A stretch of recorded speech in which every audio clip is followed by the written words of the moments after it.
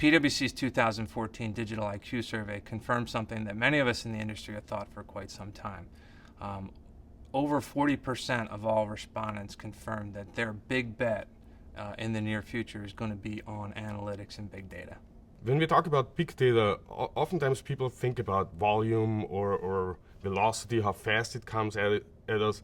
I like to also think about it as in variety. How many different sources of information do we have and that we can bring together? It is not uncommon now for big data projects to take 20, 30, 40 data sources and mash that data up and derive value from that. If you think about just the federal government in the United States has released about 300,000 different data sets in the last 5 years. And it's going on, and it's getting more and more and more. And there's the federal government, there's state and local authorities that release data, there's commercially available data sources. It's part of the big data business is to understand what's out there and to use the right sources information to derive value. Big data is not all about the data and the technology, which is the two things that come to mind when people think about big data: volumes of data and new technologies. We think that companies should be thinking about three additional things in addition to big data and big data technology. One is the decisions that they make. So the big decisions.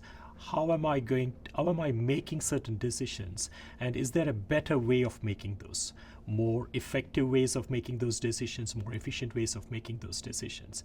And how can insights from the data and the analytics that work on that data help me? So that's the number one that they should be thinking about, the big decisions. The second one is also around the big data analytics. So the data alone is not useful. Again, given the volume of data that's now available, extracting the insights is a challenging task. So you're essentially literally looking for a needle in a haystack. And to come to that needle, you need to understand and frame your business problem and business decision, and then use the analytics to generate those insights or draw out that insights. The third thing that we also see coming into fore now, as we compare more traditional organizations who have been there in the industry for 20, 30, 50, 100 years versus some of the companies that are cropping up, if you like, in the Bay Area, there's a substantial difference in their mindset. We call it the big data mindset. The opportunities for big data are to really show what people are thinking, how they are behaving, and those insights had heretofore never been available. Now we can really look into what a customer thinks about a product, how a aircraft is operating at the millisecond level in the air. We can look at traffic patterns and use those traffic patterns to be able to pick the best route real time. We've never been able to do those things before. Now we can. I think that a lot of the focus has traditionally been on the technology and the data side of the house.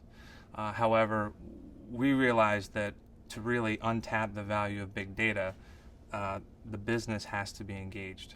I think that you have people sitting on huge volumes of very valuable data, and another core group of people in the business that would love access to it, that have questions, that might not know how to ask the right questions, and that somehow those two have to come together in order for companies to be successful. So I do believe that the industry and the leaders out there do understand the transformative change that can come from big data and analytics. The question is now, how do we get there? And how do we get there is really a very measured step-by-step approach.